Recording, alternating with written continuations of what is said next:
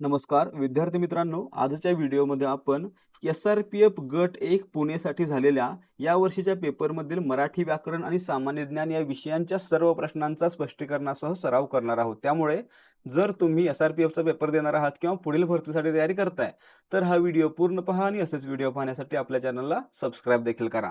आता सुरुवात करूयात आजच्या प्रश्नांना। या ठिकाणी पहिला प्रश्न आहे, महाराष्ट्र पठाराची सरासरी उंची किती आहे? त्या ठिकाणी पहा, महाराष्ट्र पठार म्हणजे काय? समजा हा सह्याद्री पर्वत आहे, तर याच्या पूर्वेकडे जो काही भाग आहे विदर्भापर्यंत त्याला काय म्हणायचं? महाराष्ट्र पठार म्हणायचं। आणि मित्रांनो, याची सरासरी उंची आहे ते सह्याद्री पर्वताकडे 600 आहे आणि विदर्भाकडे ते किती आहे? 350। आणि मित्रांनो, याची सरासरी म्हटलं तर किती होते? ती 450 इतके होते, म्हणजे आपलं उत्तर पर्याय डी। आता लक्षात काय ठेवणार आहे? महाराष्ट्र पठाराची उंची आहे ती पश्चिमेकडून पूर्वेकडे कमी होत जाते, हे लक्षात ठेवायचं। पुढे पहा प्रश्न क्रमांक 2, राष्ट्रीय द्राक्ष संशोधन केंद्र 1997 पासून राज्यात कोठे कार्यरत आहे? त्या ठिकाणी पहा, 1997 पासून पुण्यातील मांजरी या ठिकाणी राष्ट्रीय द्राक्ष संशोधन केंद्र प्रस्थापित केलं गेलं आहे, म्हणजे आपलं उत्तर पर्याय सी असणार आहे, मांजरी पुणे। प्रश्न क्रमांक 3, पुण्याजवळ वरसगाव येथे मोसी नदीवर बांधण्यात आलेल्या जलाशयास कोणत्या मराठा वीराचे नाव देण्यात आलेले आहे? त्या ठिकाणी पहा, पुण्यामध्ये मोसी नदीवर एक धरण बांधण्यात आलेलं आहे आणि मित्रांनो, त्या धरणाला वीर बाजी पासलकर यांचं नाव देण्यात आलेलं आहे, म्हणजे आपलं उत्तर पर्याय ए असणार आहे। पुढे पहा प्रश्न क्रमांक 4, पुढीलपैकी कोणते विधान बरोबर आहे?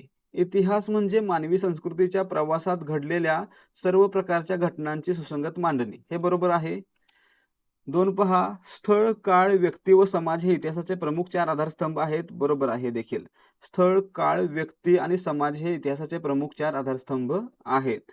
तिसरं पहा, यापैकी स्थळ हा घटक भौगोलिक परिस्थितीशी संबंधित आहे, बरोबर आहे। स्थळ हा घटक आहे तो भौगोलिक परिस्थितीशी संबंधित आहे, म्हणजे पर्याय 3 विधान 3 देखील बरोबर आहे।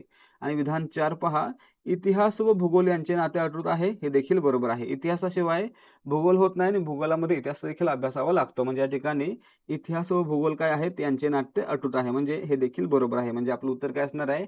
वरीलपैकी सर्वच विधाने ही योग्य आहेत, म्हणजे पर्याय डी। पुढे पहा प्रश्न क्रमांक 5, भुर्ज पत्र हे भुर्ज वृक्षाच्या सालीपासून बनवतात, ते भुर्ज वृक्ष कोठे आढळतात? त्या ठिकाणी पहा, भुर्ज वृक्ष कोठे आढळतात भारतामध्ये? तर काश्मीरच्या खोऱ्यामध्ये, म्हणजे आपलं उत्तर पर्याय सी असणार आहे। पुढे पहा प्रश्न क्रमांक 6, हडप्पा येथील उत्खनन कोणत्या वर्षी सुरू झाले? हडप्पा या ठिकाणी उत्खनन आहे ते 1921 साली सुरू झालेलं होतं, म्हणजे आपलं उत्तर पर्याय बी असणार आहे। आता मित्रांनो, याचं जे उत्खनन आहे ते कोणाच्या अध्यक्षतेखाली किंवा कोणाच्या नेतृत्वाखाली सुरू झालं? दयाराम साहनी यांच्या नेतृत्वाखाली सुरू झालेलं होतं। पुढे पाहायचं प्रश्न क्रमांक 7, पुढीलपैकी कोणते विधान बरोबर आहे? पहिलं पहा, भारताची राजमुद्रा ही सारनाथ येथील अशोक स्तंभाच्या आधारे तयार केली गेली आहे, बरोबर आहे, पहिले विधान योग्य आहे। 2 पहा, सारनाथ येथील मूळ स्तंभावर 4 सिंह आहेत, बरोबर आहे मित्रांनो। सारनाथ येथील मूळ स्तंभावर एकूण 4 सिंह आहेत, हे देखील बरोबर आहे। पुढे, प्रत्येक सिंहाच्या प्रतिमेखाली आडव्या पट्टीवर चक्र आहे, हे देखील बरोबर आहे। आणि 4 पहा, चक्राच्या एका बाजूस अश्व आणि दुसऱ्या बाजूस वृषभ आहे, हे देखील बरोबर आहे, म्हणजे आपलं उत्तर काय असणार आहे? या ठिकाणी सर्वच विधाने योग्य आहेत, ठीक आहे। भारताच्या राज्यघटनेबद्दल, राज्य चिन्हाबद्दल किंवा अशोक स्तंभाबद्दल सर्व विधाने योग्य आहेत, बरोबर आहेत। पुढे पहा प्रश्न क्रमांक 8, प्राचीन शास्त्रज्ञ वराह मिहिर यांनी पंचसिद्धांतिका नावाचा ग्रंथ लिहिला, ते कोणत्या शतकात होऊन गेले? त्या ठिकाणी पहा, वराह मिहिर यांनी पंचसिद्धांतिका नावाचा ग्रंथ लिहिला आणि ते इसवी सन 6व्या शतकामध्ये होऊन गेलेले आहेत, म्हणजे आपलं उत्तर पर्याय ए असणार आहे, इसवी सन 6। इसवी सन पूर्व नाही, इसवी सन 6 मध्ये होऊन गेलेले आहेत। आणि मित्रांनो, त्यांनी पंचसिद्धांतिका, बृहत संहिता नावाचे महत्त्वाचे ग्रंथ लिहिलेले आहेत। पुढे पहा, आणि मित्रांनो, ते गुप्त राजवंशाच्या काळामध्ये उज्जैन या ठिकाणी कार्यरत होते, ठीक आहे।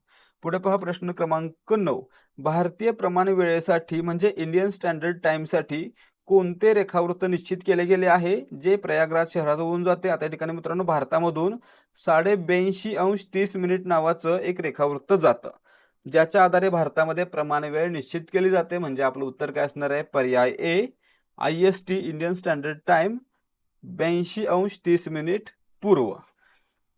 प्रश्न क्रमांक 10, योग्य जोड्या जुळवा. या ठिकाणी काय दिलेलं आहे तर विचारवंत दिलेले आहेत आणि त्यांचे देश दिलेले आहेत. आपल्याला योग्य जोड्या लावायच्या आहेत. ठीक आहे. आता अरिस्टॉटल कोणत्या देशाचे होते? अरिस्टॉटल हे ग्रीक होते, म्हणजे ग्रीसचे होते. हे बरोबर आहे. एक साठी काय असणार आहे? ए असणार आहे. जो बॉडीन हे कुठले होते? हे फ्रेंच होते, फ्रान्स मधील होते, म्हणजे या ठिकाणी 2 साठी काय आहे तर बी आहे. वुड्रो विल्सन, मित्रांनो वुड्रो विल्सन हे अमेरिकेतील होते, म्हणजे या ठिकाणी 3 साठी काय आहे? सी आहे. आणि हेरॉल्ड लास्की हे ब्रिटिश होते, म्हणजे या ठिकाणी 4 साठी डी असणार आहे. म्हणजे आपलं उत्तर काय पाहिजे? A B C D. कुठे दिलेलं आहे? ए बी सी डी पर्याय ए मध्ये, म्हणजे पर्याय ए आपलं उत्तर आहे. प्रश्न क्रमांक 11, पुढीलपैकी कोणत्या देशात संसदीय लोकशाही पद्धत नाही? आता या ठिकाणी पहा, भारत, युनायटेड किंगडम, जर्मनी आणि ब्राझील या सर्वच देशांमध्ये संसदीय लोकशाही आहे. परंतु या ठिकाणी पहा, लोकशाहीचे 2 प्रकार लक्षात ठेवायचे, संसदीय आणि अध्यक्षीय. संसदीय मध्ये काय असणार आहे तर संसद असणार आहे, आणि अध्यक्षीय मध्ये काय असणार आहे तर अध्यक्ष हे प्रमुख असणार आहेत. म्हणजे या ठिकाणी पहा, भारत हा संसदीय आहे आणि भारताने ही पद्धत आहे ती युनायटेड किंगडम कडून घेतलेली आहे, म्हणजे युनायटेड किंगडम देखील काय आहे? संसदीय आहे. तसेच जर्मनी देखील प्रजासत्ताक आहे, म्हणजे संसदीय आहे. परंतु ब्राझील या देशामध्ये काय आहे? अध्यक्षीय लोकशाही पद्धत आहे, संसदीय नाही. म्हणजे आपलं उत्तर पर्याय डी असणार आहे. ब्राझील या देशामध्ये संसदीय लोकशाही पद्धत नसून अध्यक्षीय लोकशाही पद्धत आहे. प्रश्न क्रमांक 12 पहा, केशवानंद भारती खटला 1973 कशाशी संबंधित आहे? आता या ठिकाणी पहा, केशवानंद भारती खटल्यामध्ये सर्वोच्च न्यायालयाने काय सांगितलं होतं तर सर्वोच्च न्यायालयाने सांगितलं होतं की संविधानाला एक मूलभूत संरचना आहे, त्याच्यामध्ये बदल करता येणार नाही, किंवा संसदेच्या कोणत्याही घटनादुरुस्तीनं राज्यघटनेच्या मूळ गाभ्याला धक्का लावता येणार नाही, अशी तरतूद किंवा असा निर्णय केशवानंद भारती खटल्यामध्ये सर्वोच्च न्यायालयाने दिला होता. आणि मित्रांनो, हा खटला आहे तो 24व्या, 25व्या आणि 29व्या घटनादुरुस्तीशी संबंधित होता. आणि या ठिकाणी कोणता दिलाय? 24व्या दिलाय. 24, 25 आणि 29, म्हणजे आपलं उत्तर पर्याय ए असणार आहे. केशवानंद भारती खटला आहे तो 24व्या घटनादुरुस्तीशी संबंधित होता. पुढे पाहायचं, प्रश्न क्रमांक 13, ऑपरेशन स्वदेश खालीलपैकी कशाच्या संदर्भात आहे? मित्रांनो, इराणमध्ये अडकलेल्या भारतीय नागरिकांना परत आणण्यासाठी ऑपरेशन स्वदेश राबवण्यात आलेलं होतं, म्हणजे आपलं उत्तर पर्याय बी असणार आहे. इराणमधील भारतीयांना परत आणणे. ठीक आहे. पुढे पहा, प्रश्न क्रमांक 14, अंतराळवीर सुनीता विल्यम्स यांच्याबद्दल खालीलपैकी कोणते विधान सत्य आहे? आता या ठिकाणी पाहायचं आहे, यांनी जानेवारी 2026 पासून निवृत्ती घेतली. बरोबर आहे. आता खूप वर्ष झाले त्याच्यामध्ये आहेत, निवृत्ती घेतलेली आहे. पुढे 2 पहा, 3 अवकाश मोहिमा त्यांनी पूर्ण केल्या, हे देखील बरोबर आहे. तिसरं पहा, 62 तास 60 मिनिटांचे 9 स्पेस वॉक त्यांनी पूर्ण केले. या ठिकाणी मात्र हे चुकीचं दिलेलं आहे, आणि या ठिकाणी आपल्याला मला देखील निश्चित आकडेवारी मी पाहिली नाहीये किंवा तयारी नाही केली या प्रश्नाची, पण या ठिकाणी हे विधान चुकीचं दिलेलं आहे आन्सर कीनुसार. आता पुढे, अवकाशात त्यांनी 608 दिवस घालवले आहेत, हे देखील बरोबर आहे. म्हणजे काय झालं तर 1, 2 आणि 4 ही विधानं योग्य आहेत, सत्य आहेत, म्हणजे पर्याय बी आपलं उत्तर आहे. आणि विधान 3 आहे ते असत्य दिलेलं आहे. विद्यार्थी मित्रांनो, आता सगळं सोडून थोडा वेळ फक्त इकडे लक्ष द्या. तुम्ही या व्हिडिओपर्यंत पोहोचलाय म्हणजेच तुम्ही नक्कीच पोलीस भरतीसाठी तयारी करताय. आणि मित्रांनो, तुम्ही तयारी करताय म्हणजे तुम्हाला माहित असेलच की पोलीस भरतीसाठी मागील वर्षांच्या प्रश्नपत्रिका सोडवणे किती आवश्यक आहे. त्यासोबतच नवीन प्रश्नपत्रिका सोडवून त्या परीक्षेसाठी तयारी करणं आणि टाइम मॅनेजमेंट करणं हे देखील आवश्यक आहे. आणि मित्रांनो, यासाठीच देहाधिकारी स्पर्धा परीक्षा मंच घेऊन आलेला आहे फक्त 60 रुपयांमध्ये 30 सराव प्रश्नपत्रिका, 30 पेपर फक्त 60 रुपयांमध्ये. आणि मित्रांनो, यामध्ये आपल्याला प्रत्येक पेपरमध्ये 100 प्रश्न असतील आणि त्या 100 प्रश्नांचं पूर्ण स्पष्टीकरण देखील असणार आहे. आणि हा जो पॅटर्न असणार आहे तो 25-25चा पॅटर्न असणार आहे, म्हणजेच मराठीचे 25, सामान्य ज्ञानाचे 25, गणित बुद्धिमत्ता 25-25 असा पॅटर्न असणार आहे.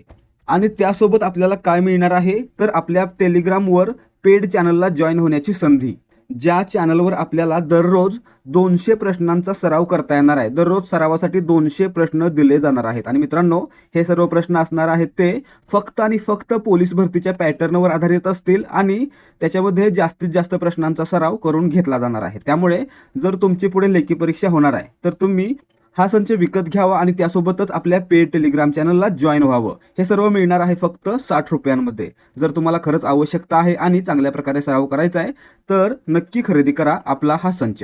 तर या ठिकाणी तुम्हाला जर याचा डेमो पाहायचा असेल तर तो मिळणार आहे 75 17 24 91 19 या व्हॉट्सॲप नंबरवर. यावर व्हॉट्सॲप करा आणि डेमो फ्रीमध्ये पहा. तसेच जर तुम्हाला वाटत असेल की जे काही देऊ ते चांगलंच देऊ तर तुम्ही डायरेक्टली 93 59 68 91 00 या नंबरवर पेमेंट करून त्याचा स्क्रीनशॉट आम्हाला पाठवू शकता. तुम्हाला लगेचच एकाच वेळी 60 PDF दिल्या जातील, ज्याच्यामध्ये 30 पेपर असतील आणि 30 त्यांचं स्पष्टीकरण असेल आणि त्यासोबतच लगेचच टेलिग्राम चॅनलची लिंक देखील दिली जाईल, ज्याच्यामध्ये तुम्हाला दररोज 200 प्रश्नांचा सराव करता येणार आहे. प्रश्न क्रमांक 15. 10 ते 18 जानेवारी 2026 दरम्यान जगातील सर्वात मोठा पुस्तक मेळा कोठे संपन्न झाला? आता या ठिकाणी पाहायचं आहे नवी दिल्ली येथे असलेल्या प्रगती मैदान या ठिकाणी दरवर्षी पुस्तक मेळ्याचं आयोजन केलं जातं. म्हणजे आपलं उत्तर काय असणार आहे?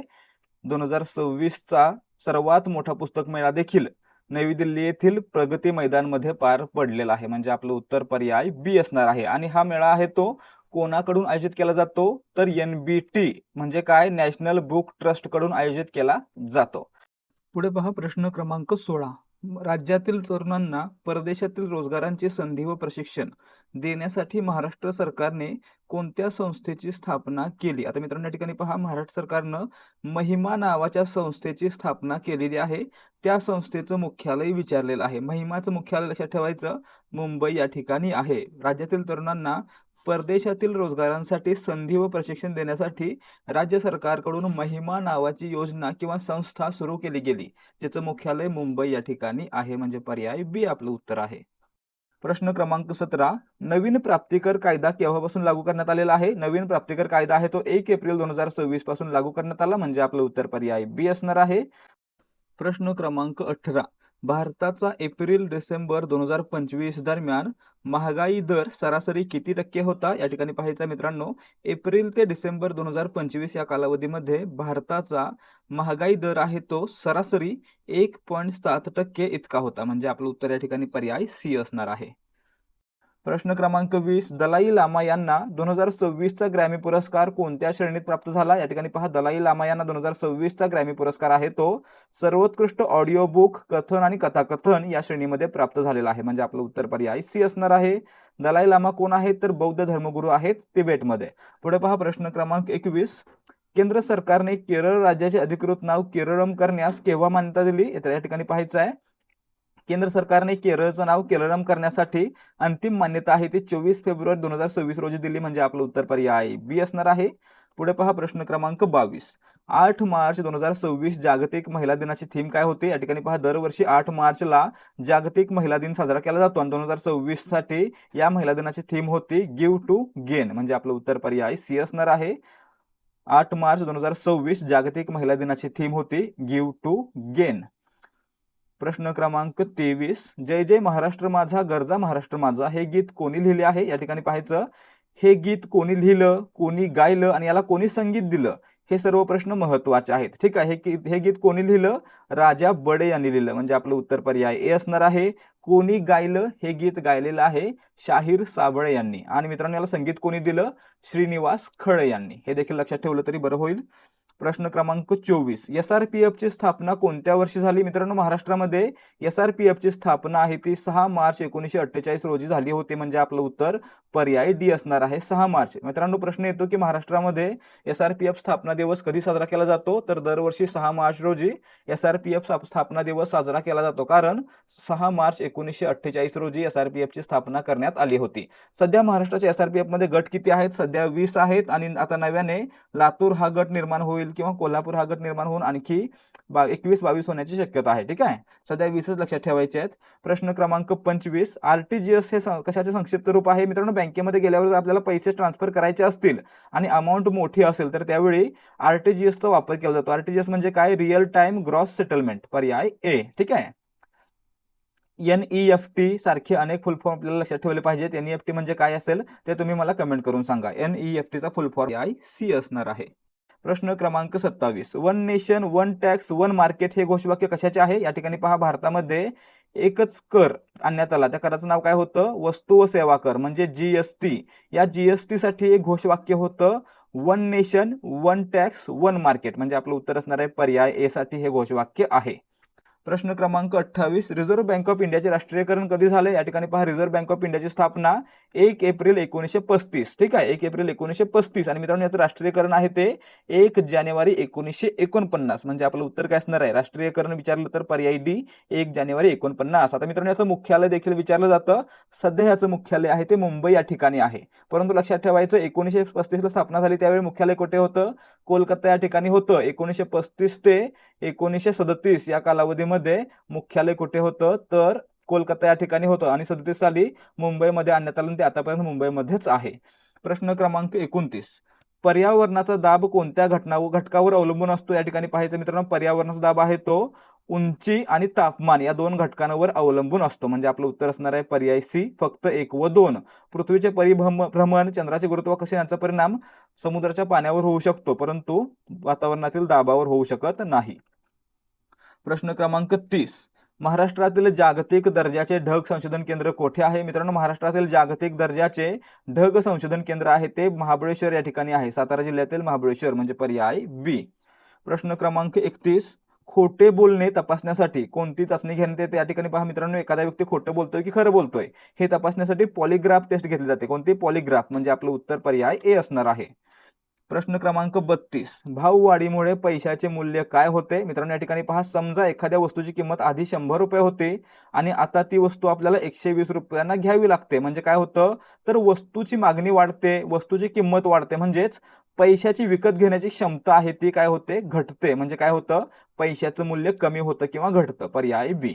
प्रश्न क्रमांक 33, डीएनएचा शोध कोणी लावला? या ठिकाणी पहा, डीएनएचा शोध लावलेला आहे फ्रेडरिक मिशन यांनी. म्हणजे आपलं उत्तर पर्याय बी असणार आहे. डीएनएचा फुल फॉर्म काय आहे? डीऑक्सिरायबो न्यूक्लिक ऍसिड. डीऑक्सिरायबो न्यूक्लिक ऍसिड म्हणजे डीएनए. आता पुढे याच्यावर आणखी प्रश्न येईल की डीएनएच्या डबल हेलिकल मॉडेलचा किंवा सर्पिलाकार मॉडेलचा शोध कोणी लावला? तर वॉटसन आणि क्रिक यांनी लावलेला होता. प्रश्न क्रमांक 34, इंदू, सरिता, सुधांशु, दिनकर, सुधाकर, रत्नाकर, सोम, रजनी या शब्दांमध्ये चंद्र या शब्दाचे किती समानार्थी शब्द आहेत? आता मित्रांनो प्रश्नपत्रिकेशिवाय आपण थोडे वेगळे शब्द घेतलेले आहेत किंवा या ठिकाणी कमी शब्द घेतलेले आहेत. इंदू म्हणजे चंद्र, सुधांशु म्हणजे चंद्र, सुधाकर म्हणजे चंद्र, सोम म्हणजे चंद्र. म्हणजे किती आले? 1 2 3 4 4 शब्द आले. म्हणजे आपलं उत्तर पर्याय बी असणार आहे.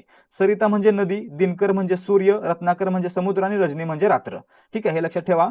प्रश्न क्रमांक 35, फुलांचे सौंदर्य पाहून व सुगंध घेऊन नेहमीच हर्ष वाटतो या वाक्यात पर्यायातील कोणत्या शब्दाचा विरुद्धार्थी शब्द आलेला नाही? या ठिकाणी पहा, कुरूपतासाठी सौंदर्य विरुद्धार्थी आहे, दुर्गंधासाठी सुगंध विरुद्धार्थी आहे, खेदसाठी हर्ष विरुद्धार्थी आहे, परंतु सौम्याला विरुद्धार्थी शब्द या कोणत्याही वाक्यामध्ये आलेला नाही. म्हणजे आपलं उत्तर पर्याय डी असणार आहे. सौम्याला विरुद्धार्थी शब्द वरील वाक्यामध्ये नाही.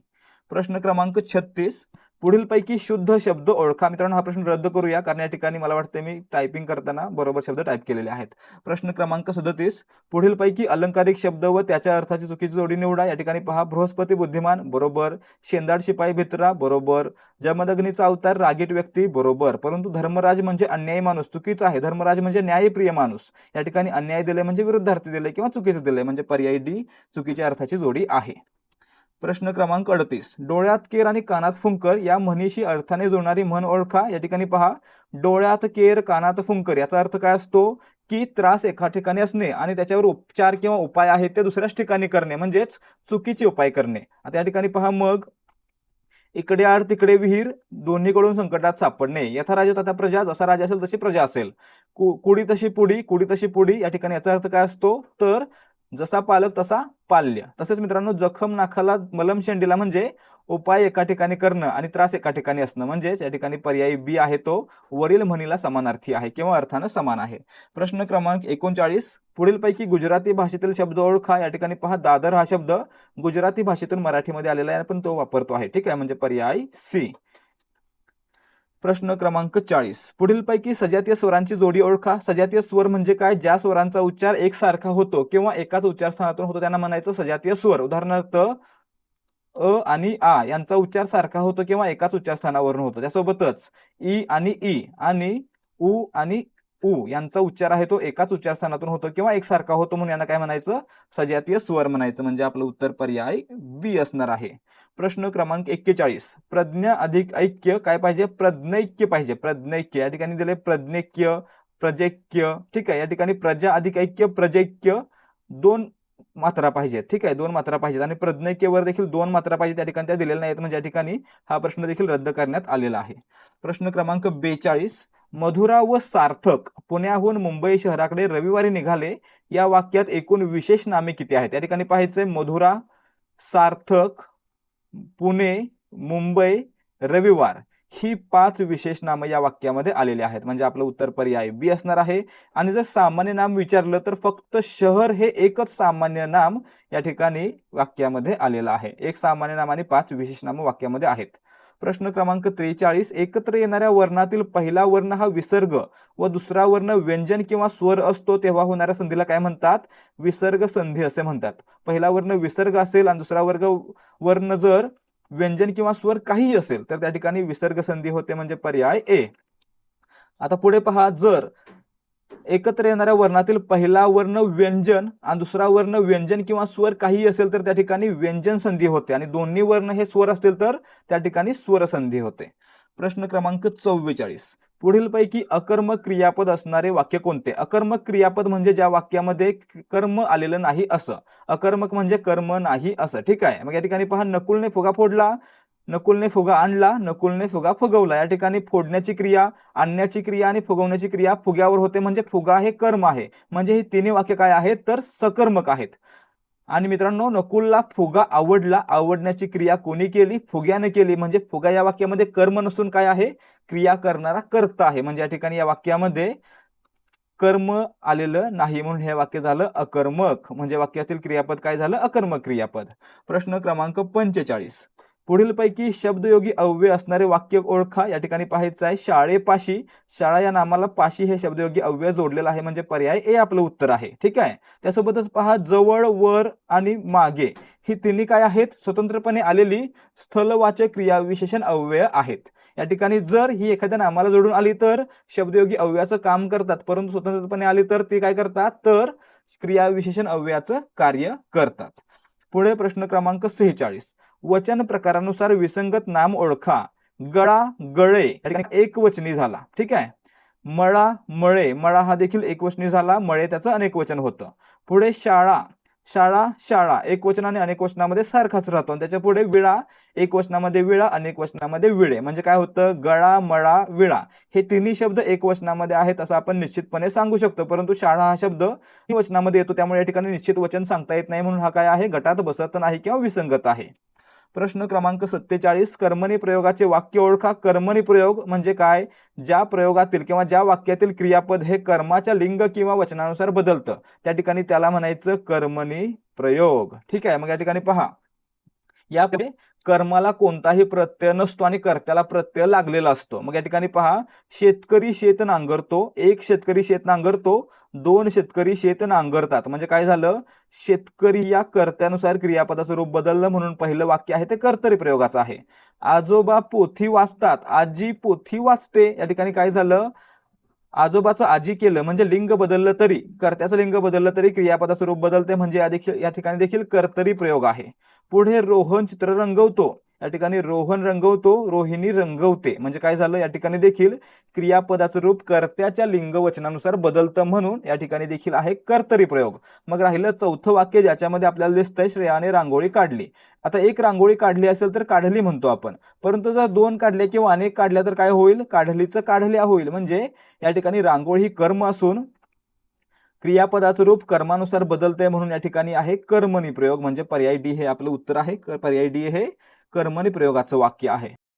प्रश्न क्रमांक 48, पुढीलपैकी रीती भूतकाळी क्रियापद कोणते. रीती भूतकाळी क्रियापद कसं ओळखायचं, तर त्याच्या शेवटी त अधिक असे आलेलं असतं. करत असे, बोलत असे, जात असे. हे काय झालं, त अधिक असे आलं की त्या ठिकाणी रीती भूतकाळ. मग या ठिकाणी पहा, पळत असे, त अधिक असे या ठिकाणी झाला रीती भूतकाळ. म्हणजे पर्याय सी आपलं उत्तर आहे. आता वर पहा, पळत जाईल, त अधिक येईल.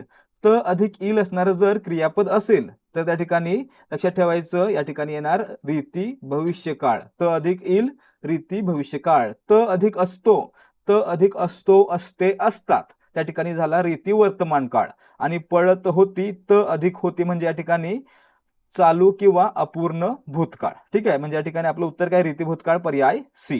प्रश्न क्रमांक 49, जर वाऱ्याची झुळूक आली तर बरे वाटेल या वाक्यातील क्रियापदाचा अर्थ ओळखा. जर तर असेल तर त्या ठिकाणी लक्षात ठेवायचं संकेतार्थ असतो, पर्याय ए.